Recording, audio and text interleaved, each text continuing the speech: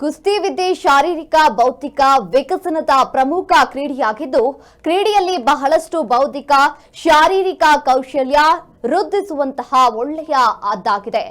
ಈ ಒಂದು ಅಂಶವನ್ನ ಅನುಗುಣವಾಗಿ ಇಟ್ಟುಕೊಂಡು ಚಾಂದ್ರ ಬಲವಾಗಿ ಈ ಒಂದು ಕುಸ್ತಿಯನ್ನ ಇಟ್ಟುಕೊಳ್ಳಬೇಕು. ಬಾಗಲಕೋಟೆ ಜಿಲ್ಲೆಯ ರಬಕವಿ ಬನಹಟ್ಟಿ ತಾಲೂಕಿನ ರಬಕವಿಯ ಜೈ ಹನುಮಾನ ಗರಡಿ ಮನೆಯ ಕುಸ್ತಿ ಮೈದಾನದ ನವೀಕರಣಕ್ಕೆ ಕಾಮಗಾರಿ ಚಾಲನೆಯನ್ನ ನೀಡುವಂತೆ ಇವರು ಮಾತನಾಡಿದ್ದಾರೆ. ದೇವಸ್ಥಾನದ ಟ್ರಸ್ಟ್ ಕಮಿಟಿ ಅಧ್ಯಕ್ಷ ಬಾಲಚಂದ್ರ ಒಮ್ಮದಿ ಅವರು ಈ ಒಂದು ಮಾತನ್ನ ಹೇಳಿರುವಂತದ್ದು.